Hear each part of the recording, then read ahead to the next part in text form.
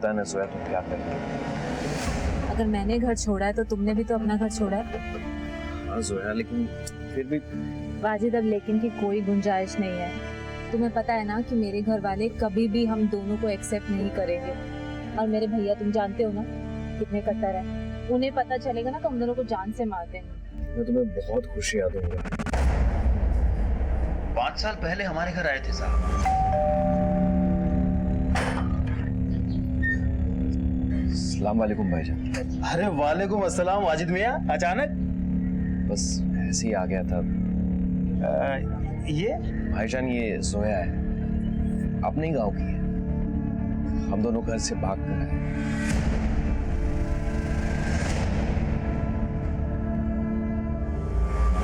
लेकिन एक बात मेरी समझ में नहीं, जब वाजिद और जोया दोनों एक दूसरे से प्यार करते थे, दोनों बालिग क्या कमाने की उम्र में थे और दोनों के मजहब भी एक ही, फिर दोनों को भाग के शादी करने की जरूरत क्या है? साहब आपकी बात बिल्कुल सही है, लेकिन जोया ने मुझे खुद बताया था कि वो हिंदू धर्म से है।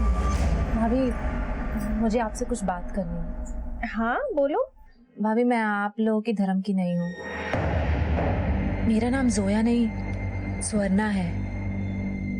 भाभी मेरे भैया और पापा इस रिश्ते के लिए कभी नहीं मानते। अगर उन्हें जरा सी भी भनक लगती कि मैं किसी और धर्म के लड़के के साथ प्यार करती हूँ तो वो मुझे जान से मार देते और इन्हें भी। इसलिए हम दोनों भाग कर। अच्छा, जोया के बाप और भाई कभी आप लोगों के घर में आए या उस घर में जहाँ वाजिद और जोया रहते थे? नहीं साहब, यहाँ तो कभी नहीं आए, पर जोया मायके जाने की जिद किया करती थी बार बार। रिश्ते ऐसे थोड़ी टूट जाते हैं साहब। आप लोगों ने आखिरी बार उन दोनों को कब देखा? साहब जोया कुछ दिन पहले घर आई थी। भाभी इसमें मैंने बच्चों का सारा सामान रख दिया है। मैं कल बच्चों को ले जाऊंगी अपने साथ। जोया क्या बात है, तुम इतनी उदास क्यों लग रही हो? सब ठीक तो है ना? नहीं भाभी कुछ भी ठीक नहीं है। इनकी नौकरी चली गई है, घर में पैसों की बहुत दिक्कत है। मैंने इन्हें 1000 बार समझाया कि मेरे घर से पैसे मंगवा लेते, लेकिन ये इतने खुददार है कि पैसा मंगवाना ही नहीं चाहते। लेकिन जोया तुम्हारे भाई ने तो तुम्हें माफ नहीं किया है ना? मैं उन्हें मना लूंगी भाभी। खैर मैं इन दोनों को छोड़कर जा रही हूँ। मैंने एक जगह नौकरी के लिए अप्लाई किया है, शाम को इंटरव्यू है। खुदा ने चाहा तो ये नौकरी मिल गई तो सब ठीक हो जाए। साहब अगले दिन आके वो बच्चों को लेके चली गई और उसने ये भी बताया कि उसका इंटरव्यू बहुत अच्छा हुआ है। सर, बच्चे ने मॉडर्न नाम की जिस स्कूल की बात करी थी उसका पता चल गया। ये रही उसकी डिटेल्स। बच्चे के बाप का नाम वाजिद खान और माँ का नाम जोया खान है।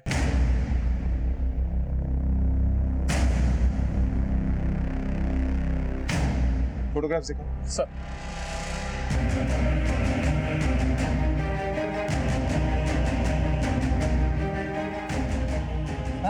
ये दोनों वाजिद के बच्चे हैं, मगर हुआ क्या है साहब? दरअसल इन बच्चों को किसी ने रास्ते पे छोड़ दिया। अब ये सलामत नाम की एनजीओ में, जब तक वाजिद और जोया मिल नहीं जाते इन बच्चों को हम आप लोगों के पास छोड़ देंगे। साहब मेहरबानी करके ऐसा मत कीजिएगा। हमें मालूम नहीं है कि वाजिद और जोया कहाँ है इस वक्त। अल्लाह ताला उन्हें सलामत रखे। लड़की कौन है इसे पहचानना मुश्किल, क्योंकि बॉडी का कटा हुआ सर अभी तक हमें नहीं मिला और कातिल ने जानबूझकर लाश के टुकड़ों को दूर दूर फेंक दिया था ताकि हम कभी भी उस तक ना पहुंच पाए। लेकिन सही सवाल अब भी कई है। एक ये कि अगर ये मरने वाली लड़की ये रीमा है तो सवाल ये है कि इसे किसने मारा होगा, क्यों, तो इसका वाजिद से क्या कनेक्शन है? और अगर ये जोया है तो जोया और उसके पति को जोया के बाप और उसके भाई से जानकर खतरा। तो कहीं ऐसा तो नहीं कि वाजिद को भी मार दिया गया, या ये भी हो सकता है कि वाजिद ने ही इन दोनों में से किसी एक लड़की को मारा और कहीं भाग गया। और अभी हम सिर्फ डीएनए टेस्ट से पता लगा सकते हैं कि ये बॉडी जोया की है या रीमा की। सही कह रहे हो। एक काम करो, चौहान को बोलो कि उन बच्चों का ब्लड सैंपल लो और इस रीमा के माँ बाप का भी ब्लड। और तुम ऐसा करो कि एक टीम लेके अजमेर जाओ, वहाँ की लोकल पुलिस से मदद लेकर जोया और वाजिद के बारे में बताओ। सर, अलीगढ़ पुलिस से मिले नए सुराग से पुलिस और भी उलझ गई थी। अब इस केस के तार बाहरी इलाके से जुड़ गए थे। जोया और वाजिद कहाँ थे? नीता को बताया ना वाजिद, वो मेरी बहन को भगा के ले गया है। वाजिद ऐसा नहीं कर सकता। पूछ अपनी इस बेटी से, इसे सब कुछ मालूम है। उन दोनों को तो मैं ढूंढ के मार ही दूंगा। अगर तुझे पता है तो मुझे सच सच बता दे, वरना एक दिन तेरी इस बेटी को उठा के ले जाऊंगा। वाजिद अच्छा हुआ नहीं है, आता तो मारा जाता, सब माना चाहता था। मतलब जोया से शादी के बाद उन्होंने फोन किया था मुझे। सुहाना आपा, तुम कहाँ चले गए हो वाजिद? वापस आ जाओ। मैं जल्दी लौटूंगा। सुहाना, फोन दे, अब्बा, फोन दे मुझे। वाजिद, इस बीवी से कहो कि अपने उस कमजोर भाई को समझाए जो आए दिन घर में आकर धमकियां देकर जाता है, पापा की इज्जत लूटने की बात करता है। आखिरी बार वाजिद से कब बात हुई? करीब 20-25 दिन पहले। बहुत परेशान थे, बता रहे थे उनकी नौकरी चली गई। वाजिद के घर से कुछ बक्से गायब हुए थे, उनमें से एक में हमें एक लड़की की लाश मिली। हो सकता है वो जोया, पर वाजिद का भी कुछ पता नहीं चला। ये भी नहीं पता कि वो जिंदा है या नहीं। वाजिद का किसी रीमा नाम की लड़की के साथ संबंध था? अल्लाह मेरे भाई भाभी की जोड़ी सलामत रखे। अरे वो तो किसी दूसरी औरत के साथ ताल्लुक रखने का सोच ही नहीं सकते। अब उनके बच्चे कहाँ हैं सर? उनके बच्चे फिलहाल एक एनजीओ में। अगर आप लोग उन्हें अपनाना चाहते हैं तो आप लोग अप्लाई कर सकते हैं।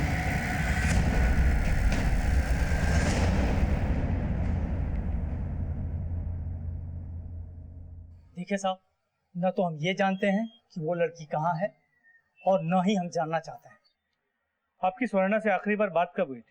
5 साल पहले, जब वो इस घर की बेटी थी और मेरी बहन थी। उसके बाद कभी उसने कॉल नहीं किया। हमें आपके ब्लड सैंपल चाहिए। क्यों? हमें एक लड़की की लाश मिली जिसका सिर नहीं, पर हमें उसकी शिनाख्त करने में मुश्किल हो रही है। तो हम डीएनए मैचिंग करके देखना चाहते हैं कि क्या वो लड़की स्वर्णा है। हमारी बदकिस्मती है कि उसकी रगों में भी हमारा ही खून दौड़ रहा है, और भगवान से मानूंगा कि लाश उसी की हो। सर, अजमेर में जोया और वाजिद दोनों के घर वालों से बात हुई। मुझे लगता है कि ऑनर किलिंग का केस हो सकता है, क्योंकि वाजिद के घर वालों ने बताया कि जोया और वाजिद के भाग जाने के बाद जोया के भाई राज ने वाजिद के घर वालों को कई बार धमकाया, पर यह भी कहा था कि अगर जोया और वाजिद वापस आए उन्हें मार दे। तुम ठीक है? तुझसे ये ऑनर किलिंग का मामला हो सकता है। एक काम करो, राज के कॉल रिकॉर्ड से करवाओ, और गुरुग्राम में जहाँ ये वाजिद रहता है वहाँ लोगों को राज की फोटो दिखाकर पूछो क्या कभी किसी ने उसको वहाँ देखा है। सर,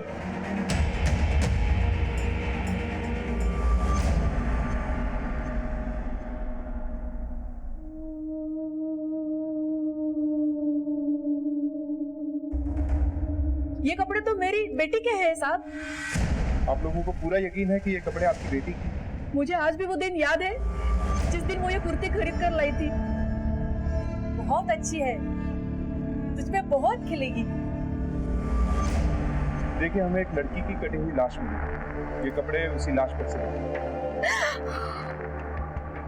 इस बात को कंफर्म करने के लिए हमें आप लोगों का ब्लड सैंपल चाहिए। डीएनए मैच होगा तो ये बात कंफर्म होगी कि वो लाश आपकी बेटी रीमा की है। सर, आपने सही कहा। जोया के भाई राज की मोबाइल की लोकेशन 27 अगस्त और उसके 1-2 दिन बाद यहाँ गुरुग्राम में वाजिद के घर के आसपास की रही है। सर, ये देखिए। इस राज को उठाओ और सख्ती से पूछताछ करो। सर,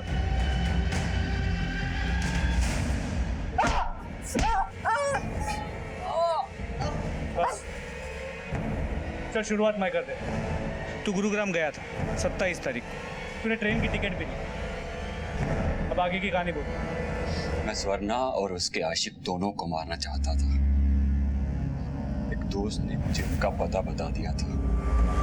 उस दिन मैं उनके घर चला भी गया था, लेकिन वहाँ ताला लगा था। उसके बाद मैं रोज उनके घर जाता था, लेकिन घर लॉक्ड रहता था। राज, ये तो सिर्फ तेरी आधी कहानी है। तेरी आगे की कहानी मैं बताऊं। तू उनके घर गया, घर के अंदर भी गया, और तूने उन दोनों को मार दिया। जोया की लाश तुम्हें मिल गई। अब ये बता कि तूने वाजिद की लाश को कहाँ ठिकाने लगाया? बोल। काश मैं अपने हाथों से उन दोनों की जान ले सकता। उन्होंने कोई इतना बड़ा गुनाह नहीं किया था। सिर्फ जिससे प्यार किया उसी से शादी की।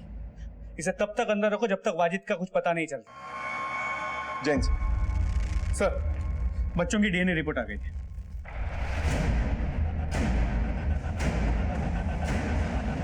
सिंह, मुझे 27 अगस्त की इन तीनों की पूरी डिटेल चाहिए। कौन कहाँ था, क्या कर रहा था, किससे मिल रहा था? सर, पुलिस के हाथ कुछ अहम सुराग लग गए थे। अब उनके शक और तफ्तीश का दायरा भी सीमित हो गया था। सर, एक इंपॉर्टेंट बात पता चली। क्या? हत्या वाली रात यानी 27 अगस्त को हमें जिस जिस जगह लाश के टुकड़े मिले थे, हर उस जगह पे एक टेम्पो को देखा गया सर। हमने टेम्पो के मालिक का पता भी लगा लिया है। ये रही उसकी डिटेल्स। सर, रीमा की लीड मिली, उसका फोन अभी अभी स्विच ऑन हुआ था। लगता है इस केस से बहुत जल्द पर्दा उठने वाला है, क्योंकि हमारी हरकत को देख के हत्यारे भी हरकत में आएंगे और कोई ना कोई गड़बड़ जरूर करें। सब पे नजर बनाए रखो। और चौहान, इस टेम्पो के मालिक को उठा के लाओ और तुम रीमा को ट्रैक करो।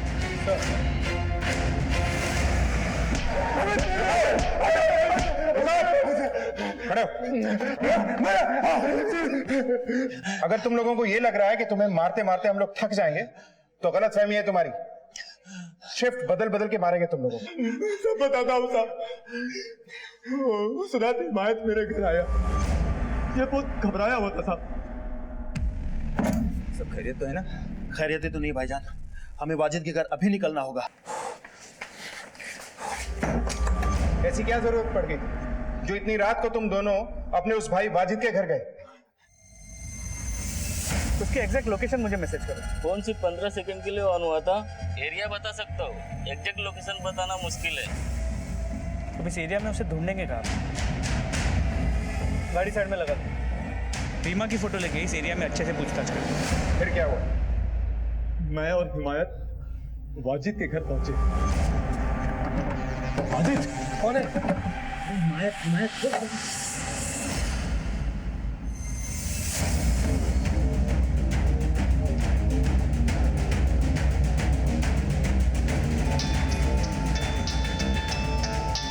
हाँ बोलो सर, उसने अभी फोन ऑन किया है।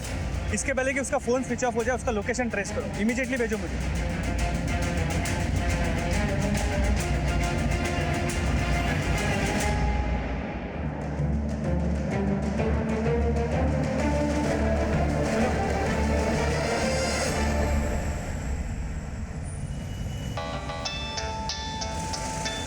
हाँ बोलो सर, उसने अभी भी फोन ऑफ किया है।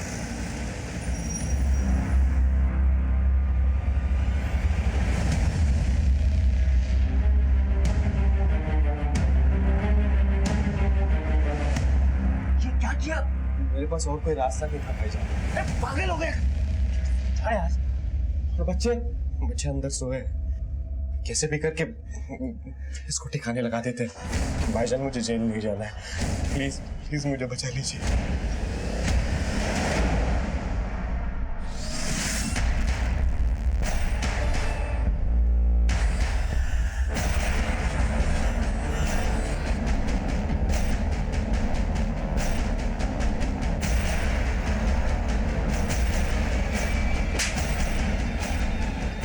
लड़की का है।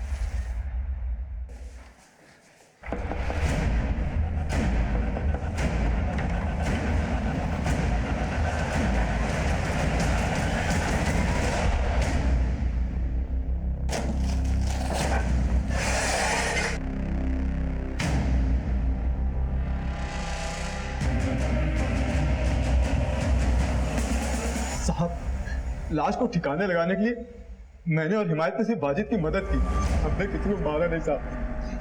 भाईजान सच कह रहे हैं, तुम लोगों ने एक मुजरिम का साथ दिया, पुलिस से बात छुपा के इन्वेस्टिगेशन को गुमराह किया। देखते जाओ तुम लोगों पे कितनी दफाई लगेगी। तब तक तुम्हारे उस लाडले भाई से पूछते हैं कि आखिर हुआ क्या था। साहब साहब साहब साहब Singh, sir please please please मत मारिए। चल वो ये सब क्यों किया, वरना उल्टा लटका के मारूंगा। सर, मेरी और जोया की शादी हो गई थी, मैं उससे बहुत प्यार करता था। वो दूसरे धर्म के होने के बावजूद उसने हमारे मजहब में अपने आप को बहुत अच्छे से ढाल लिया था। उसके घर की माली हालत भी बहुत बेहतर थी हमसे। और यहाँ मैं 2 वक्त की रोटी के लिए दर दर भटक रहा था। नौकरी ढूंढ रहा था मैं, पर मिल नहीं रही थी। मैंने जोया से जो भी वादा किया था वो मैं पूरा नहीं कर पाया था, इसलिए दिन ब दिन वो गुस्सा हो रही थी मेरे ऊपर। वाजिद, सिर्फ प्यार मोहब्बत से घर नहीं चलता। घर चलाने के लिए बहुत सारी चीजें चाहिए होती है। तुम खुद तो काम नहीं करते, कम से कम मुझे तो काम करने दो। हाँ तो करो ना, मैंने कब मना किया तुम्हें? वाजिद, मैं सिर्फ अपने लिए नहीं इस घर के बारे में सोच रही हूँ। अरे यार तो सोचो ना। जाओ प्लीज, मेरा दिमाग खराब मत करो यार। मैं दिमाग खराब कर रही हूँ? मैं दिमाग खराब करूँ कि तुमने मेरा दिमाग खराब कर रखा है? तंग आ गई हूँ मैं इस घर में। रोज रोज की किटकिट की वजह से वो मेरे दिल से उतर रही थी। एक दिन दोस्त की शादी के सिलसिले में मैं चंपारण गया।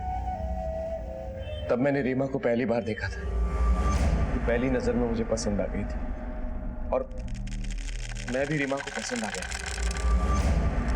मैं इसे सब कुछ सच सच बताने वाला था, लेकिन मैं डर गया था कि अगर इसे सब कुछ सच सच बता दूं तो ये मुझे छोड़ देगी।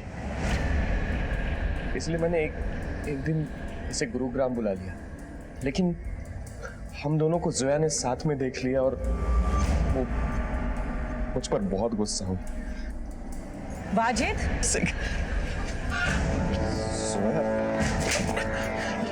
तो ये वजह थी तुम्हें काम ना मिलने की? नहीं जोया, मेरी बात सुनो। देखो, मेरा नहीं तो कम से कम अपने दोनों बच्चों को तो ख्याल किया होता। अच्छा नहीं किया तुमने। जोया मेरी बात तो सुनो। तुम जोया, देखो रीमा, देखो ऐसा कुछ नहीं है। उसके बाद रीमा भी मुझसे दूर जाने लगी। रीमा प्लीज मेरी बात तो सुनो। रीमा मुझे समझाने का मौका तो दो। प्लीज प्लीज मुझे ऐसे छोड़कर मत जाओ। मेरे लिए तो तुम्हारे पास कोई जगह ही नहीं है। रीमा, मैं तुम्हारे लिए अपने दिल में भी जगह रखूंगा और अपने घर में भी। ठीक है, तो पहले अपनी बीवी से छुटकारा पाओ और अपने बच्चों से नहीं जाओ। कर पाओगे? मैंने कहा कर पाओगे? लेकिन जैसे तैसे मैंने रीमा को मना लिया। मैंने जोया से कहा था कि अगर तुम घर से जाना चाहती हो तो जा सकती हो, लेकिन अभी बच्चों को भी साथ में लेके जाना पड़ेगा। तुम जैसे घटिया सब रहना ही नहीं है मुझे। तुम्हें मेरे साथ नहीं रहना है ना? जाओ अभी के अभी यहाँ से जाओ और अपने बच्चों को भी साथ में लेके जाओ। वो सिर्फ मेरे बच्चे तुम्हारे कुछ नहीं लगते। एक दूसरी औरत के लिए तुम मुझे घर से निकाल रहे हो। हाँ, मैं जाऊंगी, लेकिन पुलिस स्टेशन जाऊंगी, तुम्हारे माँ बाप के घर जाऊंगी, अपने घर जाऊंगी, पूरी दुनिया को तुम्हारा ये घटिया चेहरा दिखाऊंगी मैं। पुलिस स्टेशन जाओगी तुम? सर मैं उसे मारना नहीं चाहता था, लेकिन मेरे पास कोई दूसरा रास्ता भी नहीं था। लाश को ठिकाने लगाने के लिए मैंने हिमायत भाई और इम्तियाज भाई को बुला लिया। हेलो हिमायत भाई, आप जल्दी घर आ जाइए। वो जोया। सर मैं उसे मारना नहीं चाहता था। मैं रीमा से शादी करना चाहता था। रीमा को लेकर भाइयों से पैसे लेकर कहीं दूर जाकर बसना चाहता था, लेकिन रीमा मुझे बच्चों के साथ एक्सेप्ट नहीं कर रही थी। मैं बच्चों को रास्ते में नहीं छोड़ना चाहता था, इसलिए उन्हें कमल नगर में छोड़ दिया ताकि कोई अच्छा इंसान उन्हें अपने साथ ले जाए। दूर जाकर फिक्र के मारे खड़ा रहा, उनको ऐसे ही देखता रहा। एक बाली औरत के हाथ में बच्चे देखकर मैं संतुष्ट हो गया था कि बच्चे सुरक्षित हैं। दोनों लड़कियों पे एक जैसे कपड़ों की क्या पहेली है? एक्चुअली मैंने एक जैसे 2 ड्रेस लिए थे और वो दोनों को गिफ्ट किए थे। शरीर के बाकी हिस्से तो हमें मिल गए, सर नहीं मिले। कहाँ फेंका था उसे? गुरुग्राम के आगे खाई है, उसी के नाले में डाल दी। और ये रीमा के साथ कब से डेरा जमाया हुआ था तूने? हमें पता चला कि पुलिस हरकत में आ गई है, इसलिए हमें भागने का मौका ही नहीं मिला। सर 2 कश्तियों में सवार होकर मैं डूब गया। सर मुझे माफ कर दीजिए, मुझसे गलती हो गई। 2 कश्तियों की सवारी तूने अपनी मर्जी से की, अपनी सुकून भरी जिंदगी को बर्बाद भी तूने खुद किया। अपनी पत्नी का खून किया, अपने बच्चों को दूसरे के हवाले कर दिया और चला था किसी और से प्यार जताने। एक शादीशुदा और 2 बच्चों के बाप होकर और रीमा से रिश्ता जोड़कर सिर्फ अपनी ही नहीं, तुमने कई जिंदगियां बर्बाद कर दी। अब सड़ते रहना सारी जिंदगी झेल। जो बांधने से बंधे और तोड़ने से टूट जाए उसका नाम है बंधन, और जो अपने आप बन जाए और जीवन भर ना टूटे उसका नाम है संबंध। और संबंधों में एक दूसरे के प्रति विश्वास और सम्मान है इसकी मजबूती। जहां सगे बाप ने अपने बच्चों से रिश्ते का बंधन तोड़ लिया, वहीं नीता ने उन बच्चों से हमेशा रिक्शा 1 मिनट।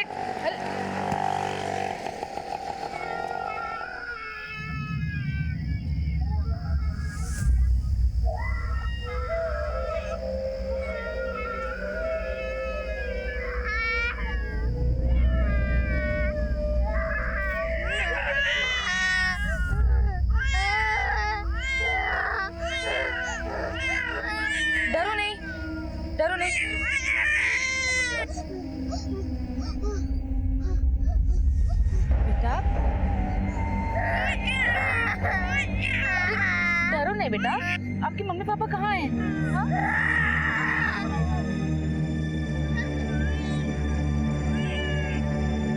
कोई है? बेटा, आप चलो मेरे साथ। हाँ? आओ मेरे साथ आओ आप।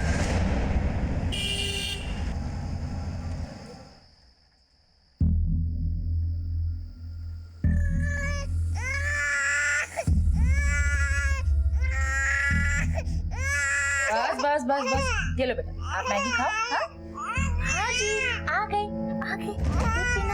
दूध पीना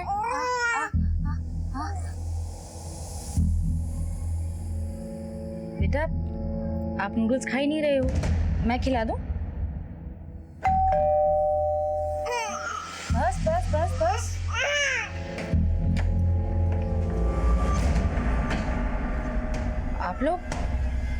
आप लोग यहाँ कैसे? मैं इन्हें लेकर आया। वो बच्चे कहाँ हैं? जी ये रहे। बस बस बस बस बस बस बस। ये बच्चे कहाँ मिले आपको? जी मैं अपनी फ्रेंड के यहाँ से आ रही थी तो तभी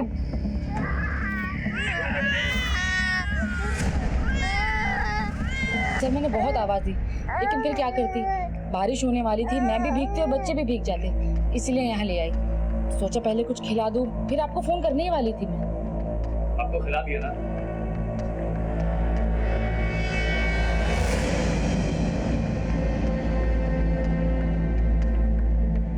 बेटा आपका नाम क्या है?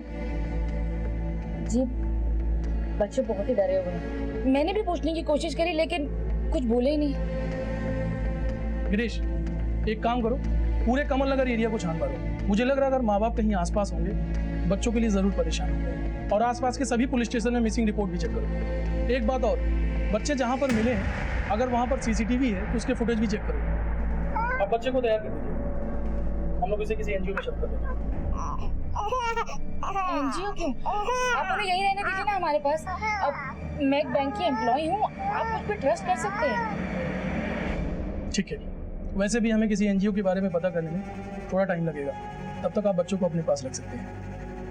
थैंक यू साहब, जल्दी पता लगाइएगा, मुझे आपके फोन का इंतजार रहेगा। जी बिल्कुल।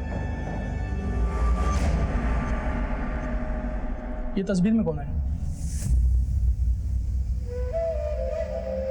ये हमारी बेटी है, स्कूल के स्विमिंग पूल एक्सीडेंट में। I am so sorry. आप लोग एक बार पुलिस स्टेशन आ जाइएगा, एफआईआर दर्ज कर लेंगे। Thank you. चलो जी सर। नीता, ये तुम ठीक नहीं कर रही हो। ठीक तो तुम नहीं कर रहे हो रंजन।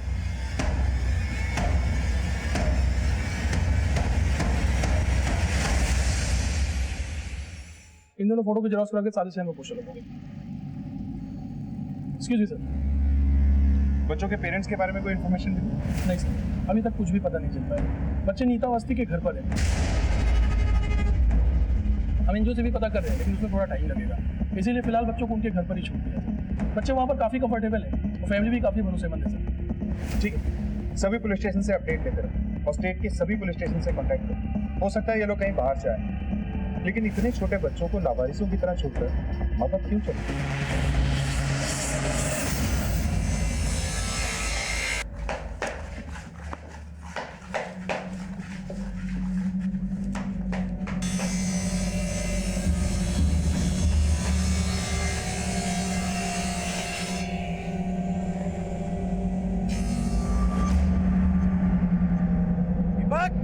दीपक,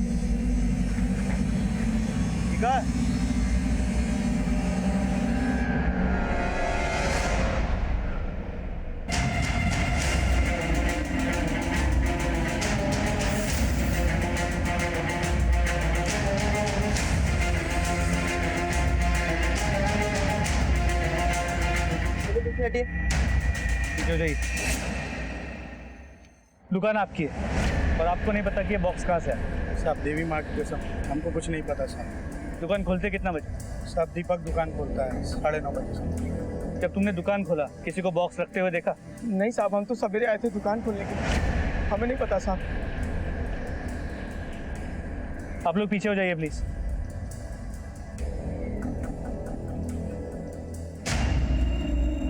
कमल ये बॉक्स किसी कुरियर कंपनी का लगता है, इसका स्टैम्प भी। पता करो किस कंपनी का, पर ये भी पता करने की कोशिश करो इसका सेंडर और रिसीवर को। सर बॉडी के टुकड़े करके फेंके गए, मतलब मुमकिन है कि बाकी के टुकड़े भी यही कहीं फेंके गए हैं, क्योंकि कोई भी किलर अपने साथ बॉडी के पार्ट्स लेके घूमने का रिस्क नहीं लेता। आसपास चेक करो, कुछ मिलता है। सर बॉडी पार्ट्स को देखकर ऐसा लग रहा है कि ये पार्ट्स किसी औरत के हैं। आसपास के पुलिस स्टेशन में चेक करो, किसी औरत की कोई मिसिंग कंप्लेंट है, और जब तक बॉडी के बाकी पार्ट्स नहीं मिलते इन्हें फॉरेंसिक भेज। सर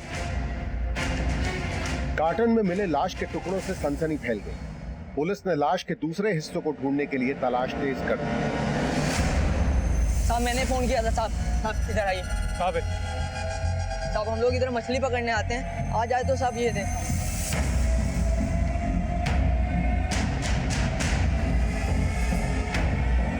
कार्टन को बाहर निकाल।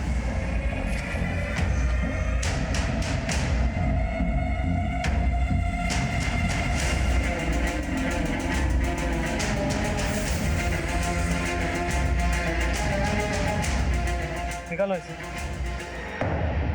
लगता है उसी बॉडी का टुकड़ा है जिसके टुकड़े हमें कल उस कारपेंटर के शॉप में मिले। सर लेकिन सिर नहीं मिला। जब तक सिर नहीं मिलता बॉडी पहचानना मुश्किल है। हो सकता है सिर को यहीं कहीं डिस्पोज किया, आसपास अच्छे से चेक करो, तो बॉडी को फोरेंसिक के लिए भेजो। सर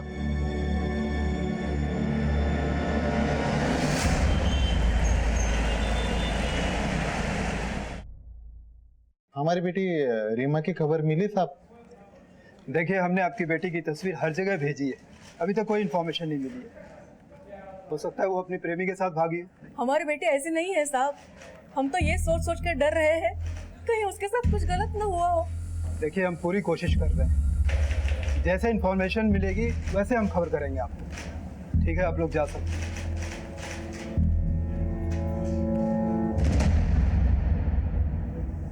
सभी थाने से इस लड़की की अपडेट लेते रहो। सर ये वो कार्टन है जो हमें कारपेंटर शॉप से मिला था, और ये हमें तालाब के पास से मिला। इन दोनों बक्सों में एक औरत की बॉडी के कटे हुए हिस्से मिले, और ये वो कपड़ों के चितड़े हैं जो उन बॉडी पार्ट्स पे जो मैच करते हैं। तो हो सकता है कि ये बॉडी पार्ट्स किसी एक ही औरत के।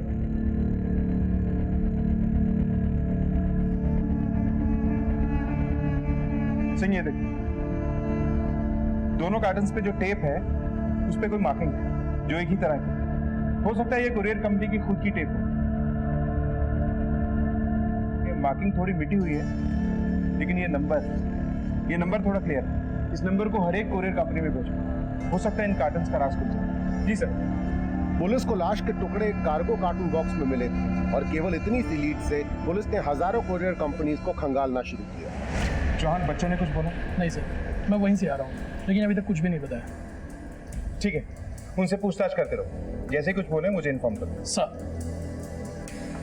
सर कार्टन में जो बॉडी के टुकड़े मिले उन पर एक कपड़ा था जिस पे ये टैग है। इस टैग की हालत काफी खराब है। एक मिनट।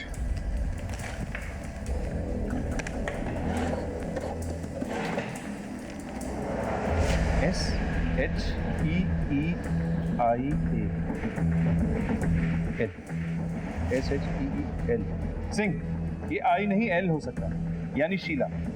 पता करो कि शीला नाम से भी कितने ब्रांड हैं, और ये किसी बड़े डिजाइनर का ब्रांड नहीं लगता। इस पैमाने पे डिजाइनिंग करने वाली कई छोटी छोटी कंपनीज हैं, लेकिन शीला नाम पे जितने भी ब्रांड रजिस्टर्ड हैं सबके बारे में पता। और हाँ, एक ही जैसे कार्टन बॉक्स और इन कपड़ों के टुकड़ों से ऐसे लगता है कि ये बॉडी किसी एक ही औरत की है।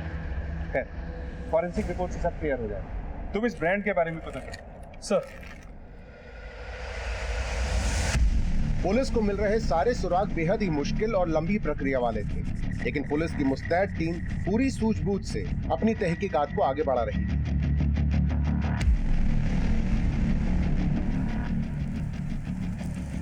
जी हाँ, ये लेबल तो हमारा ही है, और ये गारमेंट हम बहुत लोगों को सप्लाई करते हैं।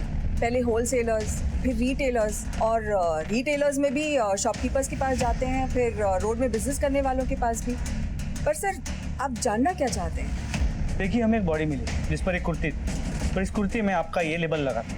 ये लेबल मैं आपको बता दूं कि हम 2 साल पहले बनाना बंद कर चुके हैं। हमने अपनी डिज़ाइन बदल दी है, और ये लेबल कुछ महंगे कुर्ते में ही लगते थे जो कुछ खास शहरों में हम बेचते हैं। ठीक है, हमें इन सारे शहरों की लिस्ट है, और वहाँ के जो भी शॉपकीपर्स है, रिटेलर्स है, उनकी पूरी जानकारी। जय, वो डीलर्स वाली लिस्ट लाना जरा।